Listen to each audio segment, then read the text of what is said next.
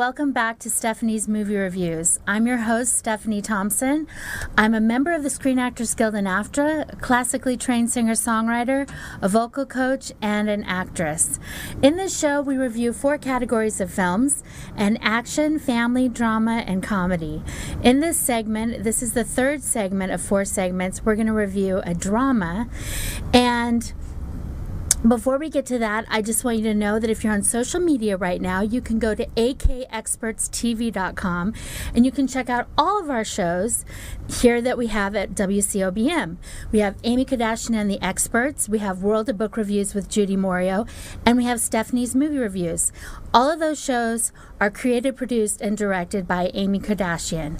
And they're all there on akexpertstv.com for you to watch 24/7. I'd also like to say big shout out to our sponsors, skinfitnesslv.com, skyvistaconsulting.com, and ev36photography.com. Thank you so much for your support. Well, I have special guests here with me. She was on our last segment, and she's back again, Corintha Turvalon. Hi. Hi again. Thank you. And she's the co-host on Guy Dawson's show here at WCOBM, right? Yes, absolutely. Yes.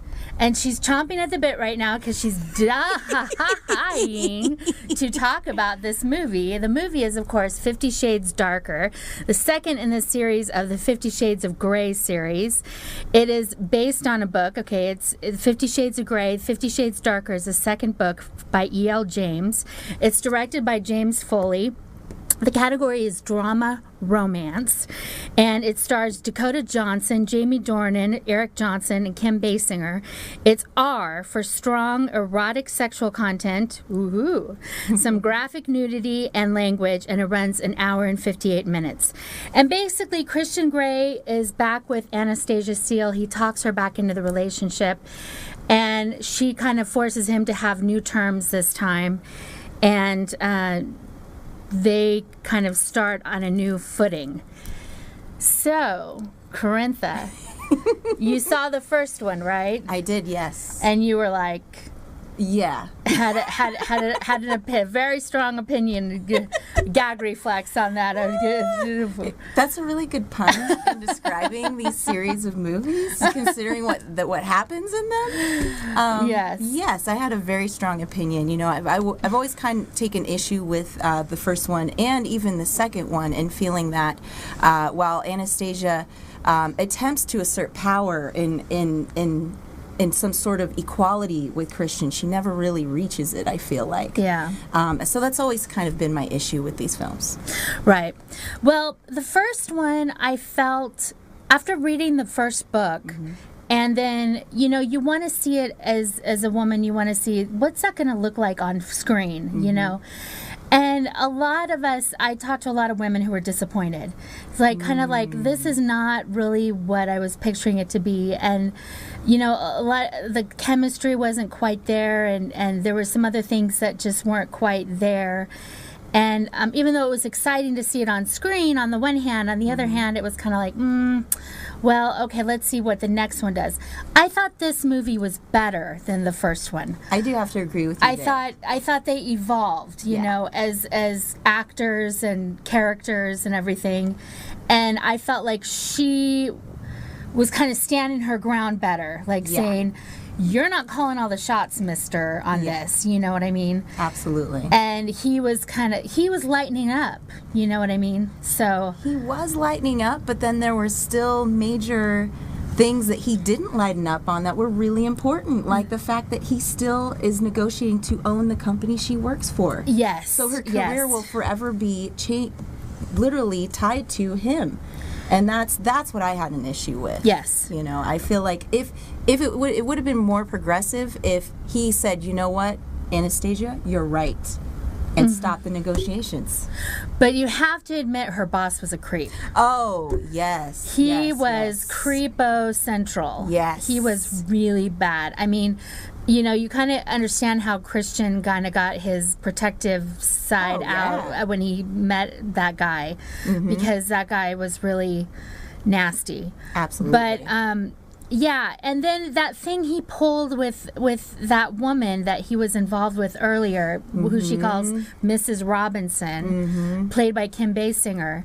creepy. Again, creepy. Like, what were you thinking? Yeah.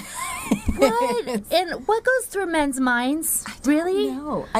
Why he brought her to her salon? I don't know. I was dumbfounded by that. I was like, okay, maybe we might be giving a little bit of spoilers here, but that was just wrong. Absolutely. And she called him on it, and Yes, rightfully she did. so. Rightfully so. Mm-hmm. And you know, I mean, there are some strong women in this movie. Marcia Gay Harden, who plays his mom. Yes. She plays a strong woman. Definitely. And, you know, series of events happen later on, and she kind of stands up and says, this is not happening. And we remember that scene. And so there's kind of like this darkness, kind of like Christian and Anastasia are kind of trying to rise up in their relationship, and there's this darkness kind of threatening them. Absolutely. You know, and you see that coming toward the end of the movie, that it's kind of come over. You see the foreshadowing of it. You know, so it's kind of interesting. I thought there were more interesting things going on in this movie than in the first movie. Oh, absolutely. I thought the characters were more interesting.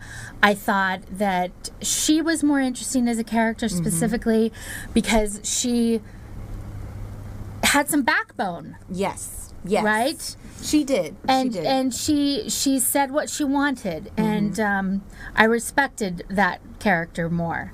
I like the fact too that she would separate herself from him, knowing how much he wanted her there to explain things. Yes. And she even told him at one point, "No, I need my space to think." Yes. And I was like, "Thank you." That to me is a realistic response when you're in the midst of strife or trouble with the person that you love. You know. Yes. Yeah. Yes. So. She had her moments. Yes. I'm not saying that she was, you know, like the first movie. She wasn't like the dance like, oh, and I'm so overwhelmed, and he's a billionaire, and yeah. Yeah. So it was definitely different in terms of, I do feel like she did negotiate some different terms for their relationship in this particular movie. Yeah. And the fact that, you know, I'm not going to give the ending away. Right. If you've read the books, you know exactly what's going to happen. Right. But, you know, it does seem to me that their relationship evolves. But it just, for me, I've always taken issue with the fact that, you know, socioeconomically, he still has control of her life. Yes. That was a big caveat for me that I just could not get over. Okay. Yeah. Okay, so 50 Shades Darker. It's in the theaters now. I gave it 4 popcorns. I thought that everything that the book had, it had in the movie, but I thought that the characters were more evolved. I thought it was a better movie than the first one, and I thought it held my attention throughout. The content, it was uniform throughout. I thought it was a well-done movie for the genre it is and for the fantasy that it is. Because it's fantasy, right? Oh, yeah. It's not reality.